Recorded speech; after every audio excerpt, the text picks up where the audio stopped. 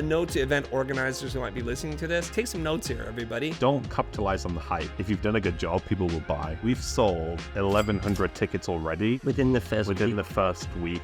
How do you guys keep this together? There's a few like Bart and Homer Simpson moments. So, then we reached back out after that event. Hey, do you want us to speak? They said no. The plan is going great. I can tell. They changed their mind. They changed their mind. Oh, they changed their mind. Okay, there's a big point here. Okay, hold on. When you're reaching for something big, you have to put in the effort for the ask as well. What is up, everybody? I've had the pleasure of meeting our next guest, I guess 2 years ago, when due to unforeseen circumstances, they had a last-minute cancellation for the keynote speaker, and lo and behold, here I am in Newcastle, expecting very cold, wintry weather. You know how they say, this is the north? I went to the north with all these layers and I was just baking.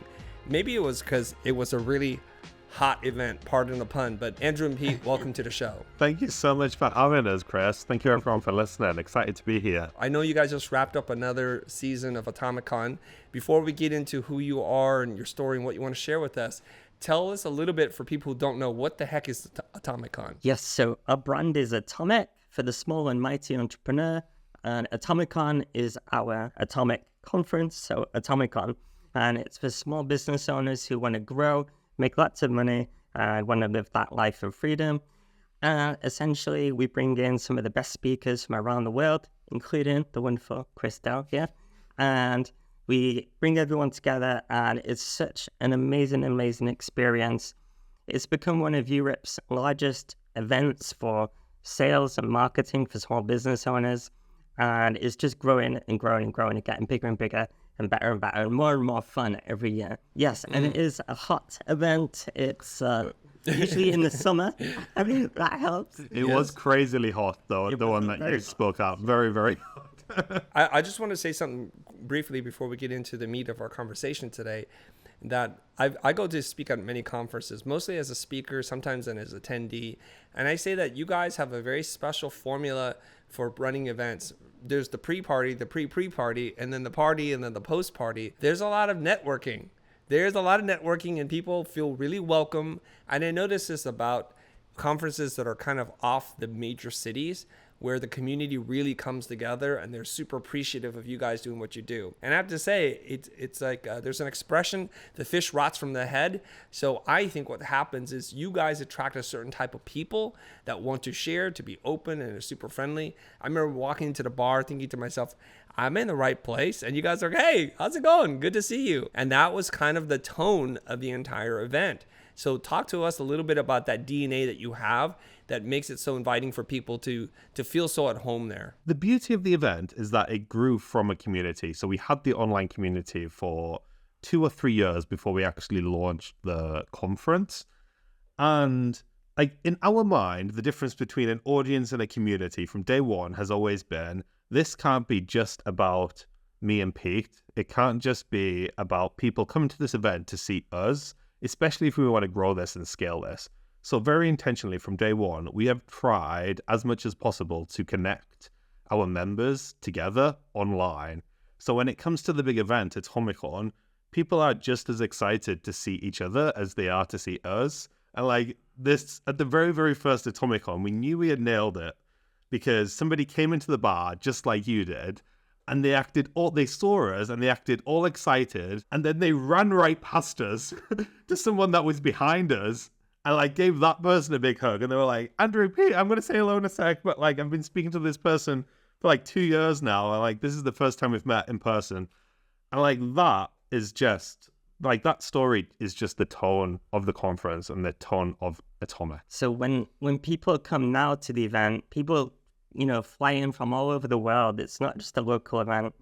And we want that same welcoming community spirit to also affect everyone that comes. So when people come, we want them to have already got to know people in the online events building up to it. We do a lot of pre-networking, and then they get to the event and there's all these little mini events first and then the main event. And by the time people get to the main day, they are buzzing. Like they've met loads of great people. Like they've met their new best friends, and collaborators and potential referrers or potential clients. And the vibe on the day then is just so much more magical. And everyone comments on it, don't they? Mm-hmm.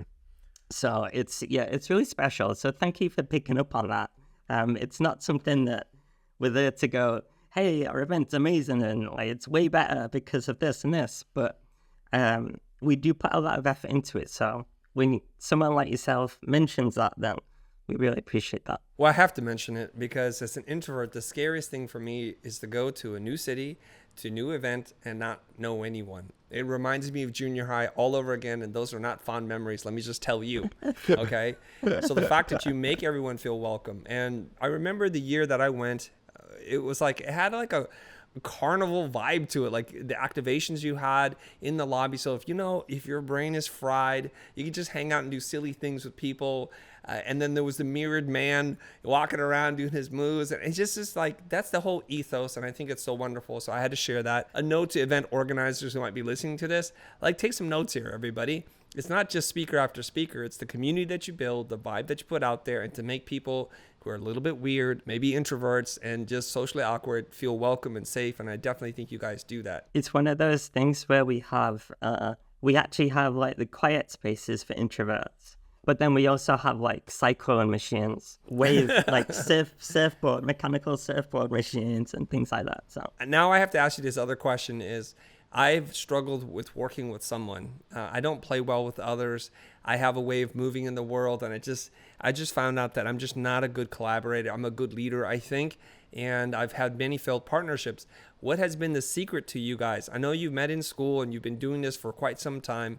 How do you guys keep this together? Are there moments when you disagree, and how do you resolve those kind of conflicts? There's a few like Bart and Homer Simpson moments. And, like, I think our key to success is being friends first, which is always good. Typically speaking, most partnerships that we see don't end up going very well.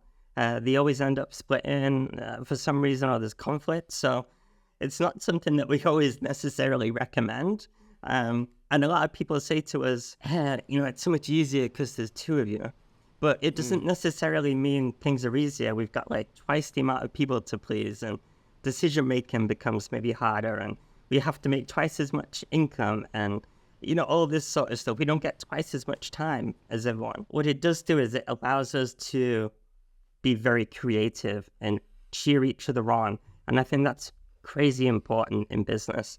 I think knowing each other's strengths and working through things has been great. Like we've done a lot of like profiling and things like this to assimilate what style of communication we both respond more to. It's really interesting because we are very different people. So Pete is a extrovert that is very detail orientated, and I'm an introvert that's very big picture thinking. So it's like those two opposites of like the same coin. It can cause, and definitely cause, more friction, especially in the early years as we were like working out how to best communicate, because we were like 21 when we started this. Like we were like kids essentially. Like we had no idea how to communicate with like adults, like let alone ourselves, putting ourselves in this really stressful situation. But just doing like a lot of self-work, like working out how we would communicate. And if I wanted to explain something to Pete, he was going to need the details. If he was going to explain something to me, he would need to give me like top level first for me to grasp it. If he was going to like kill me with like all the details, and like just getting through that, but also just recognizing those strengths in each other, and like knowing it was much stronger because we had those strengths. At like networking events, for example, like I would be in the corner talking to the people I already know and like deepening those relationships, and I would send Pete off to meet all the new people. At the end of the night, we would like come back together, and he would say, right, I've met this person, I've met this person, I've met this person. I'm like, great, I've set up this collaboration with so-and-so. We've already like met a few times. It's kind of interesting because you guys started this when you're really, really young at 21. If I'm reflecting back on my own life, I'm not sure who I am when I'm 21. There's still a bit of an ego in there that's trying to figure itself out. So if I were to partner with someone, thoughts in my head would be like, what are you doing? I feel like I'm doing all the work, or why'd you just undo that? And it just becomes really difficult, especially because both of you share the stage and you speak and you co-author books together. Does it ever become a thing when it's like with No Doubt the band, Gwen Stefani gets all the attention and literally they make music videos about this and the rest of the bandmates kind of get shoved in the background? Does that happen, and how do you reconcile that? That's funny. That's one of Andrew's favorite bands. Gwen Stefani. She was all over my bedroom walls as a kid. I feel like because we were both had the exact same dream. Like we both knew what we wanted to do. Like we've never really been on separate pages where it comes to the end goal. No, and we do tend to do a lot of things together publicly. Like we'll do like podcasts together, for example. But then behind the scenes, we will brainstorm and strategize together, but we might go away and work on separate things together. So, for example, I will do like sales calls or like all the like sales emails or things like this, or processes or production. I will do a lot more of the team management stuff. And Andrew will take care of like the bigger picture thinking stuff or the planning the Atomicon lineup stuff. So we've worked it out. It's a smooth machine now. If you were interviewed and you both can't be in the same spot, do you make a point to make sure to mention the other person or talk about them in ways so that the other person doesn't feel slighted? How do you work that part out? We never do anything like this apart. Although in Really? future, we might do it more in the future just to save time, I guess. But typically, we'll always do it together. Yeah. Yeah. And like Peter's a bit of a digital nomad, so he'll like go and travel, and we just like every morning we'll just boot up Zoom. Like we work together. We even know like who would be best to answer what questions on interviews. Like you're asking questions and we already know who's going to answer the question. I think the really good thing about having a partner is the accountability. Like we hop on Zoom every day, 9 a.m. and we work together on Zoom like all day, and we can work on different things, but we've always got each other in the little window in the corner. So we can never, like play hockey. Well, what's the word? Hooky. Play hooky and just Skype off for the day. We have to work, and we can encourage each other and help each other if we get stuck. And that's magical, because how many times have you come to do something that's important and then procrastinated just because it's tough, it's scary, it's hard, it's daunting. So you just put it off, right? But if you've got someone with you, you can cheer each other on and say, all right, I know that's tough, I believe in you. Like what's the first step? Okay, let's do this in the next hour. I'll help you with this bit, and then you can get on from there. And like, especially in the beginning, just having that camaraderie, like egging each other on in the beginning, pushing ourselves to go for bigger things, pushing ourselves to go for bigger podcasts or bigger speaking gigs, or just like raise our goals. Like that was gold dust. So here's my summary on how you could possibly work together and not kill one another. Number one, be friends first. Develop a deep, lifelong friendship and know that you're compatible in that way before venturing into business. I think that's a critical step that most people skip. Number two is the way you avoid the conflict is do everything together. There's no like it's somebody getting more of the limelight than the other. And number three is know your strengths and where they complement with the other person, and be sure you acknowledge each other's strengths. Thanks for sharing that with me. Now I have one more kind of nerdy conference question. As an attendee and as a speaker, I often will make notes about what has worked and what could be better. I know you've done the conference many years now. What was the biggest lesson coming out of 2024? What would you move forward into 2025? The thing for us, in terms of selling tickets, we have moved from a model of always trying to sell tickets to just doing 2 or 3 big launches. So we used to absolutely kill ourselves and promote the conference constantly. And what we found was, after some analytics, was that 80% of our sales came from 2 launches.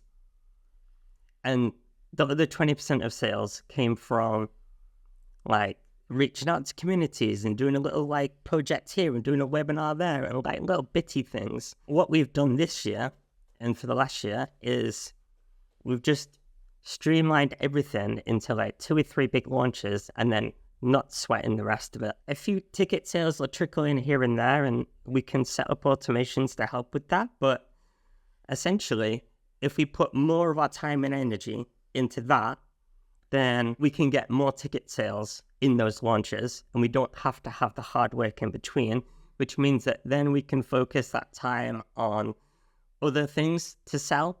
So we've got like 80% of our time on that promotion throughout the whole year, which is a lot of time, and therefore we've been able to utilize that for other launches and other sales to make more money. And the first launch is the most important launch. So we've sold 1,100 tickets already for 2025. Within the first week of the conference tickets going on sale. And when we go to other conferences, some do it really well, but most conferences we go to, like, don't capitalize on the hype. And we've tried, like, promoting other things after the conference. The best thing we found in our experience to sell is just a ticket to the next year. If you've, like, showed everyone a really great experience, like, they don't want it to end, like, give people a really good deal at the end of the day with a bit of a deadline.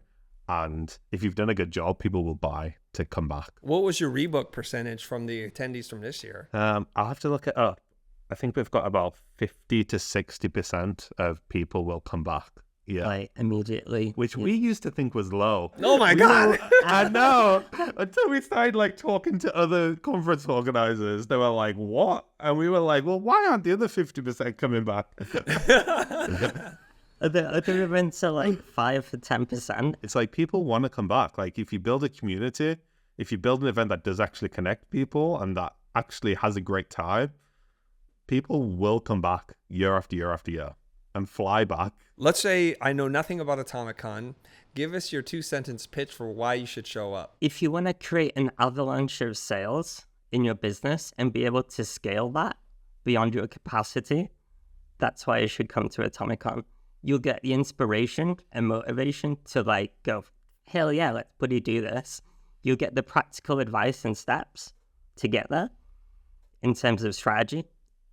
And then you'll also meet the connections that will help you to get there. People that come to the event meet people that they'll collaborate with, that they'll do podcast interviews with.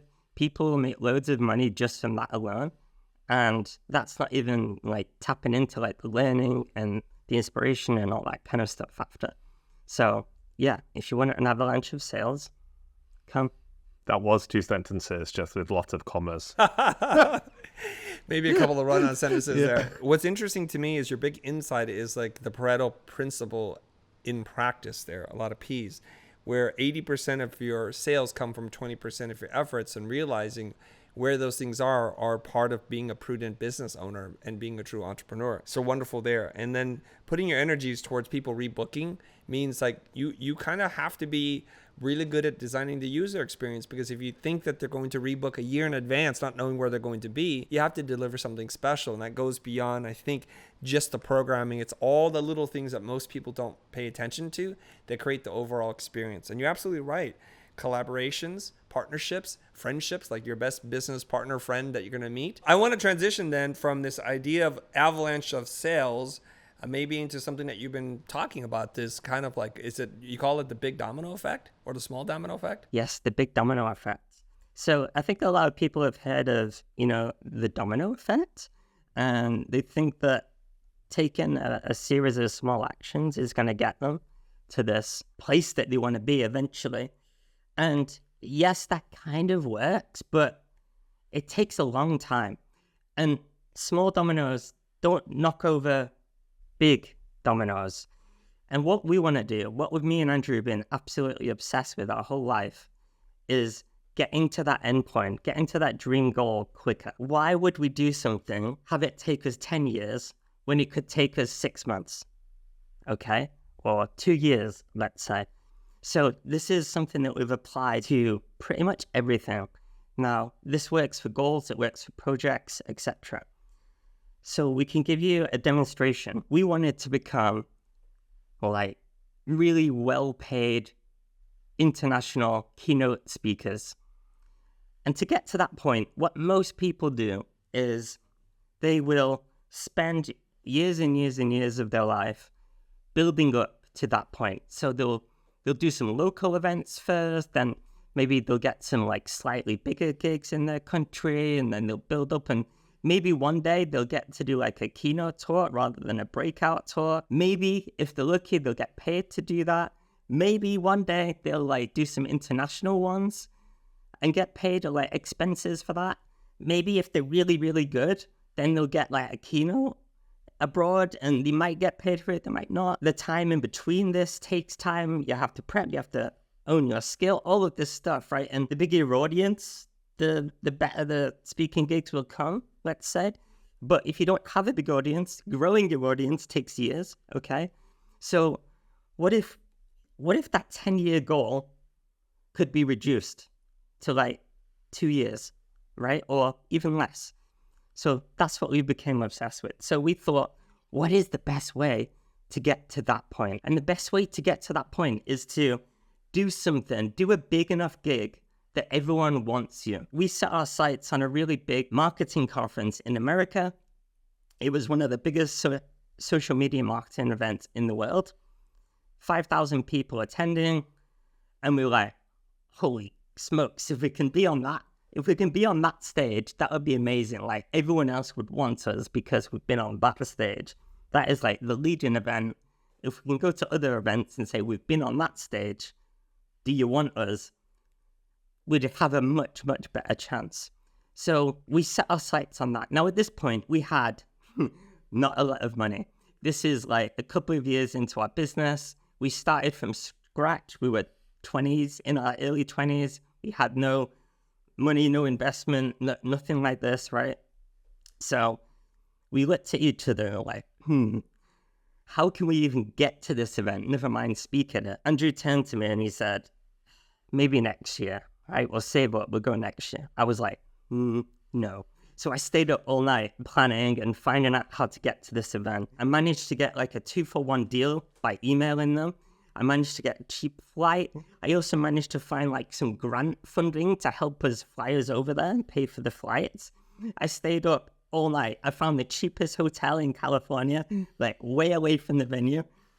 And I came back the next day. I was like, look, we're going to go. We're going to go to this buddy event.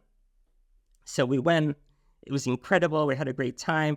We got to find out who we needed to meet and all this kind of stuff. This is our big domino. If we speak at this event, hopefully it'll help us knock on some other big dominoes. Okay, we don't want to build up for 10 years. So what did we do over the next 6 months, Chris? We wrote a book. We niched down our business. We got into their community and did a masterclass for their community. And we wrote blogs for them. And we also launched a YouTube channel that we were religiously posting videos to. And we reached back out to them and said, hey, we're awesome now. Like, do you want us to speak? And they said no. So we went back to the event the year after. We went back to the event. We got to know some more of the team. By the way, if you want to speak at events, a great hack is to get to know the team, because the hosts of the conference are always busy and inundated with people, and nobody pays any attention to the rest of the staff or team. Whereas when they get back after, it's those team members that are going to sing your praises. So that is a good little tip, by the way. We reached out to some of the speakers. We did collaborations with them. And we got the speakers, in return for those collaborations, to write us a little video to say, hey, Andrew and Pete will be really good as speakers. You should get them. Okay? So people that they knew recommending us. Then we reached back out after that event. Hey, do you want us to speak? They said no. The plan is going great. I can tell. It's going great. Yeah. And then They changed their mind. they changed their mind. Oh, they changed their mind. Okay, there's a big point here. Okay, hold on. What happened between no and yes?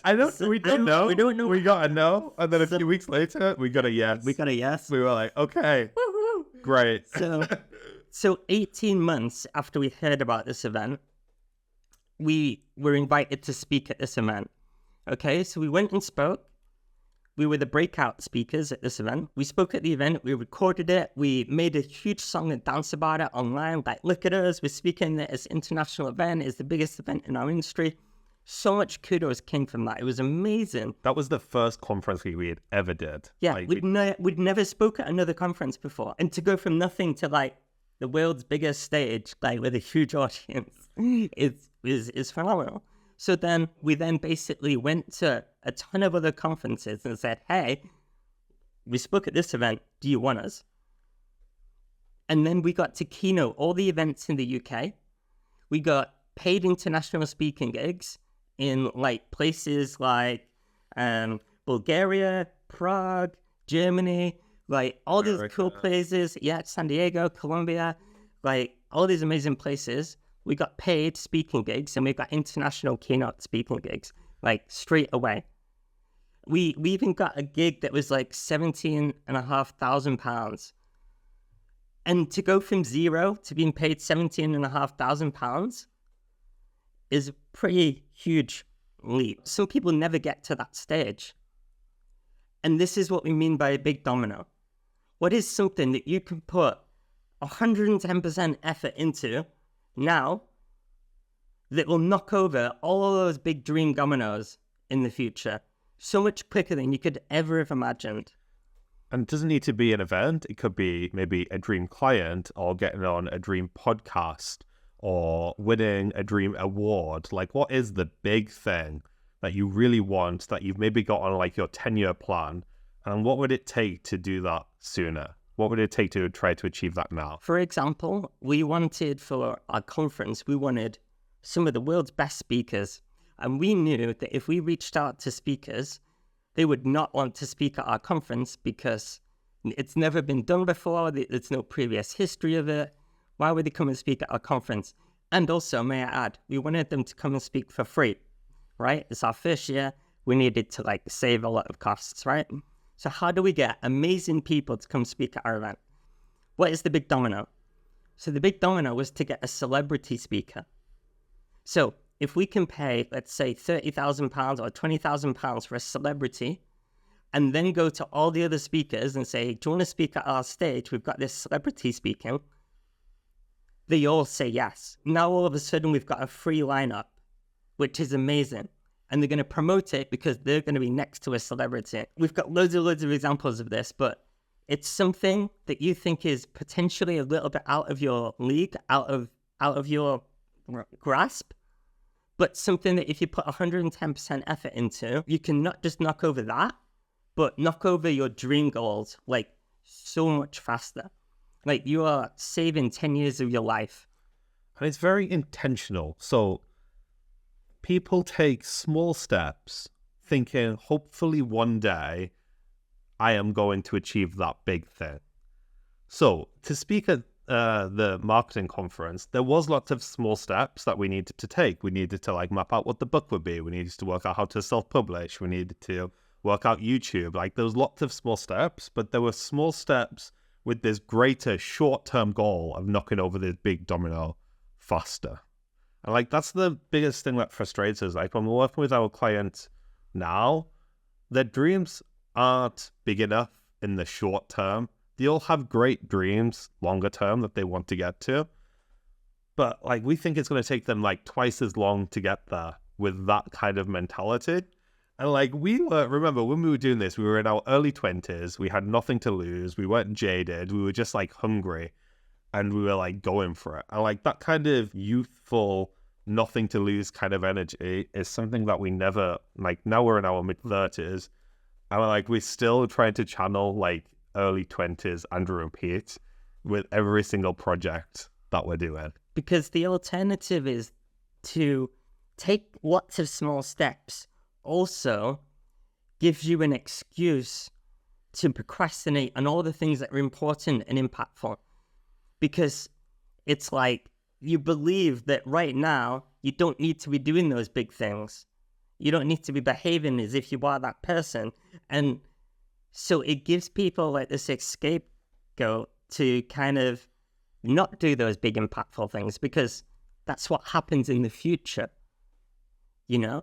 But why not do it now? People hold themselves back so much. Even when people pitch to speak at Atomicon, they'll put themselves down. And I'm like, why are you putting yourselves down in this pitch? You know, like people need to believe in themselves and reach for something that's just slightly beyond what they think they're capable of, because you were all capable of more. I have a lot of follow-up questions. The first one is this, is why was it important for you guys to be a big international keynote speaker? Before we get into the components of like achieving that result, what is it in the mind of a 20-year-old who wakes up one day and says, hey buddy, I know you're an introvert, but let's go for this big thing, this thing that's super scary? Why would you even want to do that in the first place? It's really interesting, actually, because now we are not trying to grow the speaking part of our business, and we do very little speaking gigs. I think for us, well, for me, this may be slightly different for us both, actually. For me, like, the speaking was almost a means to the end. Like, I knew I wanted to grow Atomic. I knew I wanted to grow like our own conferences and our own personal brands. And I knew that would be one of the quickest ways to quickly put ourselves on a pedestal as young people. I think there's definitely an ego thing when we're younger and we wanted to prove ourselves. When we walk into a networking room, people think that they've brought the kids. We run our own business, promise. Like, it's really good. Like, we make more money than you. Like, trust us. Right? Nobody would trust us because we were young. Or that was at least in the story we told ourselves in our head. We had to overcompensate with being on the stages. That's kind of how it was. But over the years, we've kind of matured and sort of gone, well, actually, we don't need to do that anymore. And we could probably make more money just sat in our office, like being focused, rather than spending time traveling and rehearsing talks and stuff like that. We could probably just make more money like this. And we have, like, every year since we've stopped speaking, we've made a lot more money. However, we don't regret doing it because it did help us build a lot of credibility and kudos and grow our audience. Just for context here, because you guys talk about how young you were then, you still look really young now. How old are you? Well, no, both. 12. So have you cracked 30 yet? We are 34. Yeah, just turned 34. Yeah. Okay, because there are people who are 43 and like, what are these kids talking about? Come on, they're still young today. Okay, so to combat this perception of you being really young and not being taken seriously, you thought, what is the fastest way we can counter that? And you pursued this thing. There's a lot of questions that come up. Usually when somebody does something and becomes really successful, there's always an eyebrow like why would you stop doing that thing? Like, if you got on this international stage and spoke and got you a lot of credibility and social proof, why stop doing it? I mean, it seems counterintuitive, right? Most people, you have success, do more of it, not less. We have this thing called the 90-10 rule, which is you should focus 90% of your efforts doing one thing remarkably well and 10% of your efforts experimenting with other things. And you can only move on to the next thing when that one thing that you've done remarkably well is 100% delegated and processed. This is the same with all content channels. Like anyone that's ever had a success story with content, they always started on one platform first, and then eventually they moved out. And it's the same with offerings and things like this. So me and Andrew, we looked at our income streams, and we had 9 different income streams. There was affiliate income, there was speaking gig income, there was our membership, there was one-to-one coaching, and there was group programs, and there's all these things. And Atomicon, the event, we looked at all these things and we thought, well, what if we just cut it all down to one? We thought, okay, well, that'd be brave. We extrapolated the income, projected income of all the income streams over the next 5 to 10 years. And our course and membership and the event had the biggest potential for scalability and making the most amount of money in the future. Then what we did was we looked at where our customers were coming from. And a lot of it was from our YouTube channel and email list. And fourth on the list was speaking gigs, where people first came across us. Okay? Now, I'm not going to deny that it didn't have any impact, but it was fourth on the list. What we did was we literally stopped everything that we did. In fact, we even combined at that point the membership and the event. We had to uncouple it after the pandemic because no one wanted to buy a course attached to an event. We essentially cut everything down into one offering that we did remarkably well. And we made so much more money doing that. Now, it was tough because we had to fire like our clients, like our one-to-one clients. We literally fired them, which was the hardest thing we've ever done in our lives. To stop all the other income streams suddenly was kind of daunting. We had to say no to paid speaking gigs, and it was very, very scary. But the moment that we just focused on one thing, everything improved for us. Like our mental health improved, our profits improved, our revenue improved, our audience improved. Like just everything grew so much quicker. And I think that's a really valuable lesson for people as well. Just do one thing remarkably well, or at least 90% of your efforts. Some quick housekeeping things in terms of just keeping up with the story here.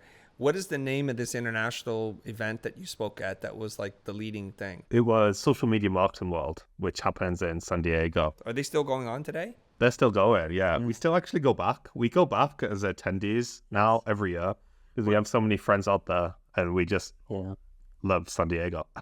We ended up actually keynoting that whole event as well in front of 5,000 people. And then next thing is you said, well, when you put on your event, you needed a draw speaker, a celebrity speaker. Who was the first speaker that you had in that year one? The big celebrity speaker that we got was Deborah Meaden. He was a panelist on Dragon's Den, which is like a TV show in the UK. And the equivalent in America is Shark's Tank. So you may have heard of that. What was this person's name again? Deborah Meaden. So she's a dragon on Dragon's Den. So she's made multiple hundreds of millions and very well known. Very well known. Yeah. And then she goes onto this show and she invests in other businesses that pitch. Well, I'm very familiar with Dragon's Den. I think Shark Tank is a direct ripoff of Dragon's Den, as many American shows are. We seem to be pretty good at seeing what works and then just replicating the same thing again, making adding hit some after drama hit. in for the States. Yeah, a little bit more drama. I want to just quickly summarize some of the things that you talked about in this idea. I think the biggest idea that you mentioned is intentionality, is to make sure you know where you're going to be and then mapping all of your decisions towards that and aiming really high. A wise piece of advice that a friend gave me is whoever you want to work with, just go to the top of the industry and work with them, and everyone else follows suit because of massive social proof. We like to think we're really independent, free-spirited, free-willed thinking human beings, but we're all just really sheeple. So when you're like, well, we have this speaker, everybody else is like, oh my God, you got that person? Well, you're legit. I will sign up right now. And so we've had the same thing. If you want to work with clients in the sporting industry, just go work with Nike or Adidas, and everyone else will just work with you because of massive social proof. And so I think the failure that a lot of people have is they think too small, they play small, and they win at the small stakes game. They're not willing to have a big bet. And that is a lot to you guys and your confidence and your self-belief, your determination, even if it's to overcome some kind of imposter syndrome. You took the antidote to that, which is to play big, and you win big. And I'm super happy for you guys. Now, there's a story here I wanted to share with you that Ben Affleck and Matt Damon, having come to Hollywood, had tried to get into movies and failed miserably. And they came to the conclusion that the entire Hollywood structure is broken. So what they did was they broke it one more time to say, you know what? We will write our own script called Good Will Hunting, and we are attached to be the key actors in it, and they got Gus Van Sant to do it. And as they say, the rest is history. It's a very similar move. It's like when you want something, you figure out a way and you work around the system. Otherwise, you wind up becoming a victim to the system. Okay, beautiful there. And I love the little things that you said about how you were able to hack your way into being an international keynote speaker. Quickly to summarize, get known by the community, get known by the team, grow your social following, especially on podcasting and YouTube, understand and focus in on your niche, and then do everything you can to become known. Writing books, blogs, running masterclasses, and get people that they know to recommend you. I think I got that right. Yes. And do you know like what's nuanced in all of that as well? When you're asking people for stuff, make sure the ask is remarkable. So we got like really good at working out how to get people's attention. So for example, that first year we were going to Social Media Marketing World and we were spending all this money.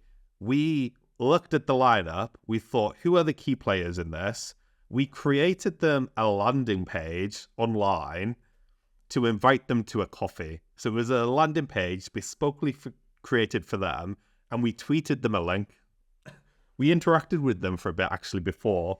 For like 2 weeks before, we interacted with them on Twitter so they would get used to seeing our avatar. And then we tweeted them a link. And we set up like 4 or 5 coffee meetings at that first conference just to get to know people. So like we've done it for when we've wanted to get on big podcasts, when we've wanted to invite people onto our podcast. Like we've used some of the same strategies. Like we'll do something remarkable to get their attention. Like, for example, we wanted to speak at this one event, really wanted to get to know the owner. So we created a landing page and a podcast, like a capsule podcast, so just a small series. And we put on this page 10 people who we thought this person would respect. We basically invited them to the podcast and we said, hey, it's going to be a great podcast. We're going to invite all these other people to it. So you're in great company. Like, do you want to be on it? They said yes.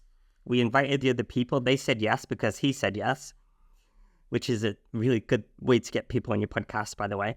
And then we got to know him on the podcast. And then after the podcast, we asked him, how do we speak on your stage? Like, can you help us with the pitch? And he goes, yeah, you guys are great. Like, here you go. Here's the advice. And we pitched and we got that gig. It wasn't easy in terms of we had to create a whole podcast. But the podcast had lots of other benefits and we collaborated with some of the other people, right? It's just one of those things where people would typically go, I'm a nobody. Why would that person ever collaborate with me? Why would they come on my podcast? And there's something about just being cheeky and asking them, and hopefully they'll say yes. But there's also this huge part about the Big Domino, about the remarkable ask. Doing the whole podcast thing first was remarkable.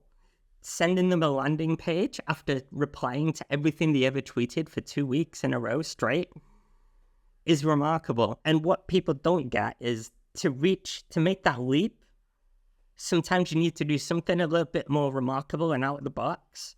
You can't just ask them just like you would ask like in a simple email.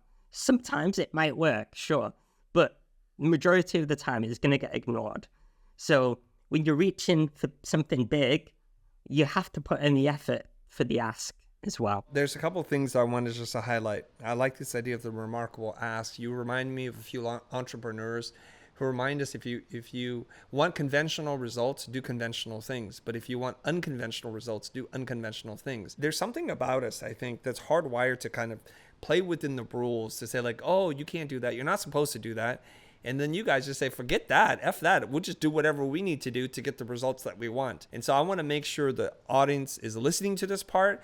And there's a story. Jesse Itzler tells this story, and it's a beautiful story. He's an amazing speaker. And he tells this story about how he had this private jet company where you can, I guess, book flights on his private jet. And he had a hard time getting customers. So he thought, where should I go? I should go to a TED conference and try to bring some of those people in to becoming my clients. So he's trying to get into TED and he can't because the thing is sold out. So he goes to the nearby cafe and he's sitting there kind of thinking about, conspiring about how he can get in and meet all these people. And he noticed that during break, everyone leaves the conference and goes in here and has a coffee and a muffin. And one after the other. He's like, okay. So the next day he shows up again when they open up. He goes up to the cashier and says, you know what? I want to buy all of your muffins. So he cleans them all out of muffins. There's no more muffins. And he puts them all underneath the table and he just waits there. So sure enough, the first customer comes in and says, I'd like to get a coffee and a muffin. And the person behind the counter says, we're out of muffins. And they're like, what do you mean? You guys just opened. He goes, well, they're all gone. And then Jesse gets up from his table and says, excuse me, I couldn't help but to overhear that you're looking for muffins. He goes, yes. He goes, well, come over here. He brings him back over to the table. He pulls back the tablecloth and shows him all the muffins he has. How many would you like? They sit down, they talk, and that person wound up using his service and then ultimately later on buying the company from him for like $800 million. And it's the power of remarkable thinking, the remarkable ask, doing something wild and extraordinary. And when I hear stories like what you guys do and Jesse, it reminds me, man, I think I'm a big thinker. I think I'm not playing it safe, but it reminds me like maybe I am still playing it a little bit safe. I think it's okay to take it in turns. So me and Andrew have this where we do a big push for something and then we have a moment of like calm down, processes, like let's build on those like infrastructure and foundations, outsource things, process things, and then let's have another period of big growth. And I think that's kind of the way we think about it. Mm-hmm. Like, Another story of the big domino effect in order is we wanted to grow our email list, and that's really, really important to us.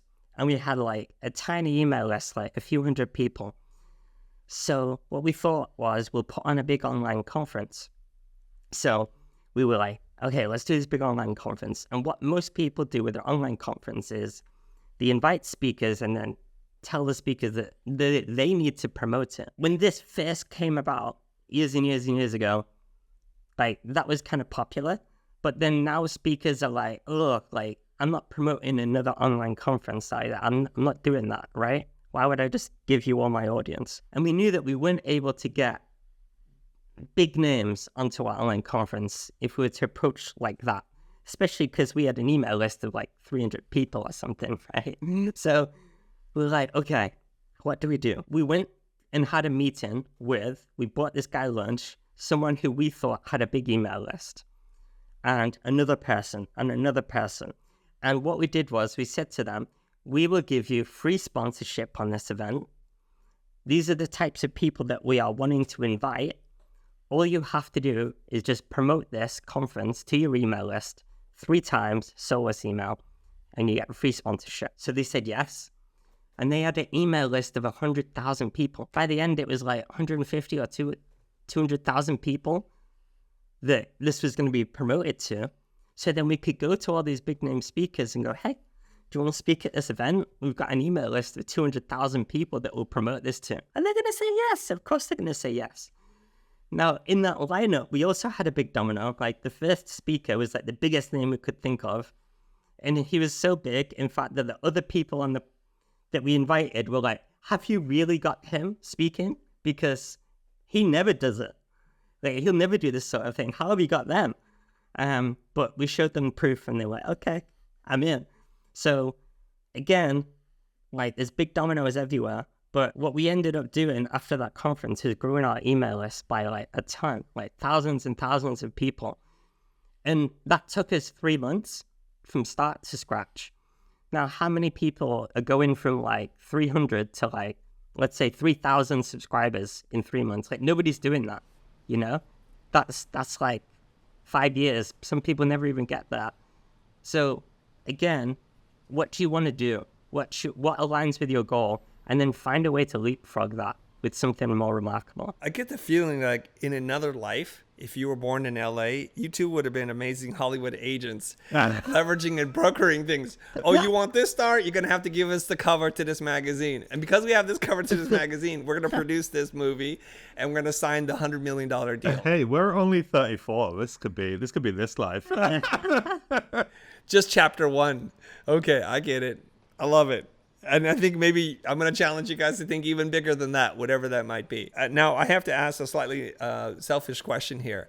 I started the conversation by saying I was the last minute replacement speaker because somebody had a family emergency. I was grateful for the opportunity, stressed out of my mind, but whatever. I'm just curious, how is it that I became one of your keynote speakers, and if there's more story to that? You were on our list for a long time. I remember seeing your video where you were in a conference room and some guys like challenging you on the price of his logo, and like you like clap back, and we were like when we first got started, we were doing like web design and logos. So like you were on our list for a long time. Yeah, like 10 years, like we've known about you, like looked up to you and thought, oh, this person's so awesome. Yeah. So when that very last keynote I had to like in the original lineup is like so hard, so we like go back and forth, and then when that keynote dropped out, we were like, if we're going to replace this keynote, like it needs to be with the biggest domino we can find. So we went to that person's agent and we were like, this is our list. It was like a list of like 3 or 4 people that we wanted to just go to our attendees and say, look, this person has dropped out, however, like, isn't this even cooler? And you were on that list with a few other people, and thankfully the stars aligned and we could make that work. And like, that was really good. That was really good for us, actually. It gave us like another reason to promote it like 2 weeks before the event or whatever it was. Yeah. So what had happened was it was in my inbox, but I was traveling through Europe and coming back to America. And I'm like, I don't have time to read these emails. And so I sat on it for a few days. my business manager said, "Hey, Chris, do you want to do this thing?" I'm like, "Oh, I got to tell my wife I just got home, but I'm going to be here for 3 days. I'm getting on another plane back out." So I was sitting there thinking, is this worth it? Should I do this? And I'm like, when am I going to be in Newcastle? Let's go. And I said yes. And I'm so grateful for the opportunity to do this with you guys. And I mean this from the bottom of my heart, guys. If you are remotely thinking about a business conference that it has equal parts community, fun, lots of parties. Did we mention lots of parties?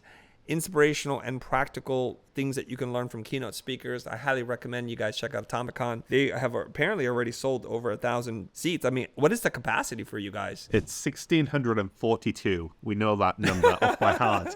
And it's a really cool venue too. It's actually changed name since you spoke. So now it is called the Glass House, and it is a glass house, isn't it? It's like a beautiful. It's like a music venue. So they do lots of conferences there, which means all the rooms are super cool. Really nice. Perfect. It's on the Newcastle quayside, so some great views as well. Beautiful. And what's next for you guys? Well, next thing for us is we are going to go on a big audience growth push. We have our offers in place. We have processes to sell them. Our sales are doing amazing. We've got a sales team in place. And over the next year, we're going to do a massive audience growth push. So we are going to big domino that as we do. And it's going to be really, really exciting. There's a question I have for you, which I forgot to ask earlier, is you said you wound up doing the keynote for social media marketing world. What was the topic and what did you guys talk about? Oh, it's actually a great story on that as well. So the topic was the 90-10 rule, which we talked about earlier. So it was how to get how you should 90-10 your content strategy and do one thing remarkably well. We actually created that talk because we saw, do you know a guy called Drew Davis or Andrew Davis? No. He's a speaker that we saw. He blew our socks off at a conference, and we were like, we need to get that good at speaking. So we thought, right, big domino. If someone can teach us to be that good at speaking, he can. So we bumped into him and we went up to him. We said, like, Drew, like, how do we get that good? Like, you blew our minds. And he showed us exactly his process. He said, send me your recording. I'll critique it. I'll tell you what to do. And he kind of took us under his wing, and he was harsh in a very fair way about the type of talk we were doing and how to up our game out of like the expertville talk to more of a visionary change in the way people are thinking about a certain topic. And we had a conference coming up, didn't we? I think it was like 2 or 3 months after we met Drew. And he said, the talk that you've pitched for that conference, we're not going to do it. We're going to do this new one. So it was like 2 months of hard work. We just absolutely put our all into creating the keynote talk that was going to get us the keynote gig at Social Media Marketing World. Every day, we sent him a recording of what it was going to be, what it was like, the first 5 minutes. And he would be like, no, do it again. This is what you need to treat. It's not hitting it. Do it again. And like every day we spent like 2 hours a day, sometimes like 6 hours, redoing this talk, working it, reworking it. But we knew at this conference, somebody that was really good friends with Mike Stelzner, who runs Social Media Marketing World, was going to be there. So we were like, this is our big domino. Like, if we can nail this talk, we'll get there. And the guy came up to us after and he said, guys, that was like one of the best talks I've ever seen. I've just texted Mike Stelzner to tell him you should keynote Social Media Marketing World. And at that point, we were like, oh my God, could this actually happen? So once we got the recording, we emailed Mike and we were like, this is the talk. Would be open to it. We'd love to do it. Let us know. I thank you both, Andrew, Pete, for coming on the show, and once again, thank you for having me at your event. I know it's a great event, so I can support it wholeheartedly and encourage folks to check it out. If people want to find out more about you guys and what you're doing, where should they go? They should check out www.atomic.site. All of our conference information is on there. All of our program information is on there, and links to our socials too. Instagram is probably our favorite social network, so if you are listening to this, do slide into the DMs, drop us a follow, tell us you heard us on this show. And if you want our very, very best advice, then join our email list. It's called The Revolution, and every week we send really, really helpful tactical advice and powerful stories to help you grow, scale your company faster. Wonderful. And I think everybody does want an avalanche of sales, or at least opportunities that go beyond their capacity. So we'll be checking it out. Can I assume that all of this will be linked somewhere in the atomic.site? Yes, if you go to atomic.site, you'll find all the links there. Andrew, Pete, it was a real pleasure chatting with you. Thank you very much for doing this. We are Andrew and Pete. And you're listening to The Future.